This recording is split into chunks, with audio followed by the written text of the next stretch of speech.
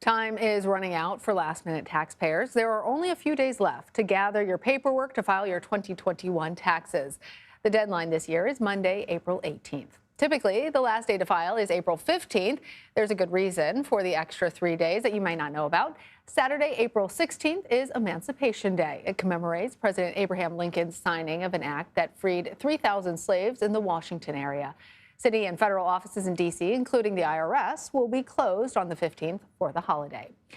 As for those taxes, according to the IRS, 20 to 25% of all Americans wait until the last 2 weeks before the deadline to prepare their returns. Each year, approximately 7% of U.S. taxpayers have to request an extension. That's about 8 million people. Your filing date does not affect whether you are entitled to a refund. However, over 70% of tax returns filed before April 1st receive refunds, while 61% of late filers end up owing money. Joining us now to talk more about this is Dorothy A. Brown. She is a professor at Emory University School of Law and is a nationally recognized scholar in tax policy, race, and class. Professor Brown is also the author of The Whiteness of Wealth: How the Tax System Impoverishes Black Americans and How We Can Fix It. Professor Brown, welcome. It is so great to have you here. We have seen a lot of changes to personal finances and taxes in the last 2 years. Things like the child tax credit, stimulus checks have all changed in this period. What other rules or changes have happened that we should be aware of? Well, what we saw last year was an expansion of the child tax credit. So there was an increase from $2,000 to $3,000 that families were able to get. Unfortunately, that ended at the end of 2021, but that certainly was what families were able to receive, as well as lower income families were able to receive higher amounts. That's changed now, but for the 2021 taxes that are due next week, that's relevant. So 152 million people e-filed in 2021. What are some of the common mistakes that we need to be aware of and avoid? Well, whether it's e-filing or whether it's manually filing, math, believe it or not, people don't always add up numbers correctly, and there are a lot of numbers. Another common mistake is putting the numbers on the wrong line, or not putting a parenthesis around negative numbers as opposed to positive numbers. And if you're e-filing and you want your refund to go to your savings account or your checking account, make sure you put the right bank account numbers. People make mistakes because, there are lots of numbers involved.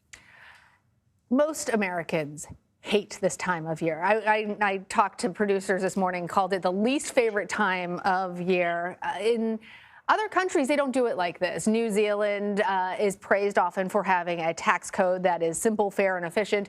In Japan, you just get a postcard from the government that tells you what you made, how much you owed. But here in the United States, it's staggering. Americans spend not that way.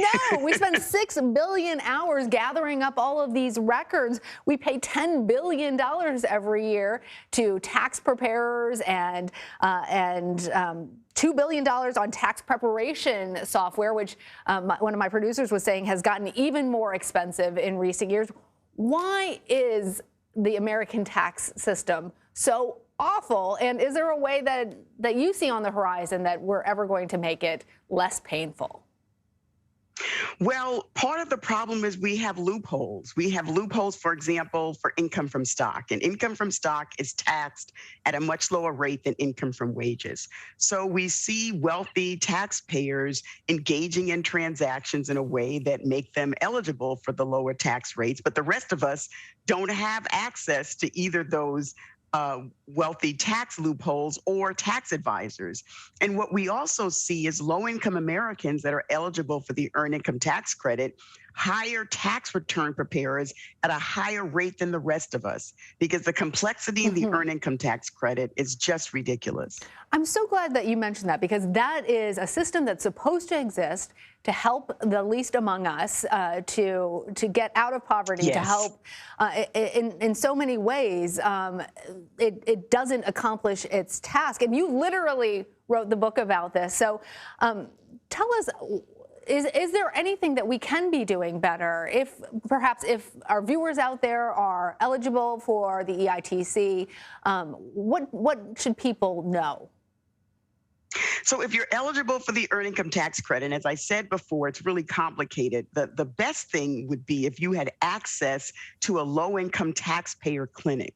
Lots of law schools have low-income taxpayer clinics that can help you prepare your return and not pay money for. So, but there, of course, aren't enough of those, but that's certainly a place to start.